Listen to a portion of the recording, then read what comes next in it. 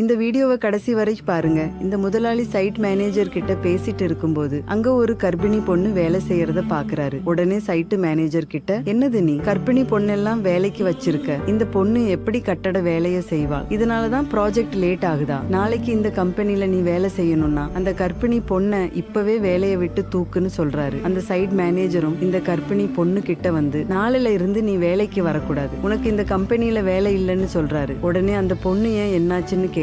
அதுக்கு இந்த site manager, owner நீ கர்ப்பமாய் இருக்கனால உன்னை வேலைக்கு வைக்க கூடாதுன்னு சொல்லிட்டாரு, அதனால நீ வீட்டுக்கு கிளம்புன்னு சொல்றாரு. அதை கேட்டுட்டு இந்த பொண்ணு, என்னை வேலையை விட்டு மட்டும் தூக்கிடாதீங்க, இந்த பணத்தை நம்பிதான் என்னோட குடும்பமே இருக்குன்னு கெஞ்சுகிறாள். உடனே சைட் மேனேஜர், எதுவா இருந்தாலும் நீ ஓனர் கிட்ட பேசிக்கன்னு சொல்லிட்டு அங்க இருந்து போயிட்டாரு. உடனே இந்த பொண்ணு முதலாளி கிட்ட வந்து, என்னை வேலையை விட்டு தூக்கிடாதீங்கன்னு கெஞ்சுறாள். அதுக்கு அந்த முதலாளி, உனக்கெல்லாம் கொஞ்சமாவது அறிவு இருக்கா, வயிற்றுல குழந்தைய வச்சுக்கிட்டு வந்து கட்டட வேலை செஞ்சுக்கிட்டு இருக்க, இனிமே உனக்கு இந்த கம்பெனில வேலை கிடையாது, வீட்டுக்கு கிளம்புன்னு சொல்லிட்டு அங்க இருந்து போறாரு. அந்த பொண்ணு என்ன பண்றதுன்னே தெரியாம அழுதுகிட்டே வீட்டுக்கு போறா. அடுத்த நாள் அந்த மேனேஜர் முதலாளி கிட்ட சொல்றாரு, சார் அந்த பொண்ணு ரொம்ப பாவம் சார், அந்த பொண்ணு லவ் மேரேஜ் பண்ணிக்கிட்டாங்க, ஆனா கொஞ்ச நாளைக்கு முன்னாடி தான் அந்த பொண்ணோட புருஷன் இறந்தாரு, அந்த பொண்ணு வீட்டுல தனியா கஷ்டப்படுறாங்கன்னு சொல்றாரு. அதை கேட்ட உடனே ஓனர், சரி வா அவங்க வீட்டுக்கு போகலாம்னு சொல்லிட்டு அந்த பொண்ணோட வீட்டுக்கு 2 பேரும் போறாங்க. போயிட்டு அந்த பொண்ணு கிட்ட, இங்க பாருமா, நேத்து நான் உங்ககிட்ட அப்படி பேசினதுக்கு என்ன மன்னிச்சிரு, இனிமே நீ வேலைக்கு வர வேண்டாம், ஆனா உனக்கு குழந்தை பிறக்கிற வரைக்கும் மாசம் மாசம் நான் உனக்கு சம்பளம் கொடுக்கிறேன், உன்னோட ஹாஸ்பிடல் செலவையும் நான் ஏற்றுக்கொள்றேன், நீ உன்னோட குழந்தைய நல்லபடியா பெத்தெடு, இனிமே நீ எதுக்கும் கவலைப்படாதுன்னு சொல்றாரு. சோ அந்த பொண்ணு அதை கேட்டுட்டு ரொம்ப நன்றி சார்னு சொல்றா. இந்த கம்பெனி ஓனர் செஞ்ச செயல் உங்களுக்கு பிடிச்சிருந்தா இந்த வீடியோவுக்கு ஒரு லைக் போட்டு